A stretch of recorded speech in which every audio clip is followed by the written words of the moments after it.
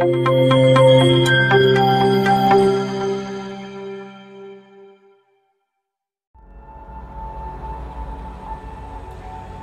अर्थसंकल्पात यंदा शासनाकडून मुख्यमंत्री माझी लाडकी बहीण योजनेची घोषणा करण्यात आली। यासह तात्काळ योजना लागू देखील करण्यात आली।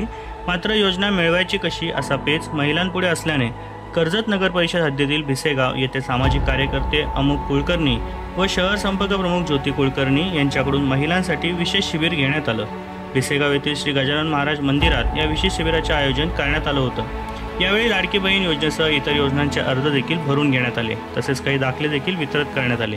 या शिबिरात 180 महिलांना लाडकी बहीण योजना, 30 महिलांचे मुख्यमंत्री वयोश्री योजना, 80 जणांचे जन्ममृत्यू नोंदणी अधिवास, आदिवासी वाडीतील रहिवाशांना शबरी योजनेचे उत्पन्नाचा दाखला, तसेच नागरिकांना माजी आमदार सुरेश लाड, कर्जत पंचायत समितीचे गटविकास अधिकारी चंद्रकांत साबळे यांच्या हस्ते दाखल्यांचे वितरण करण्यात आलं। तर अंगणवाडी सेविका कुसुम भरकले, सुनीता कदम, करुणा गायकवाड आदींनी अर्ज भरून घेण्यासाठी मदत केली।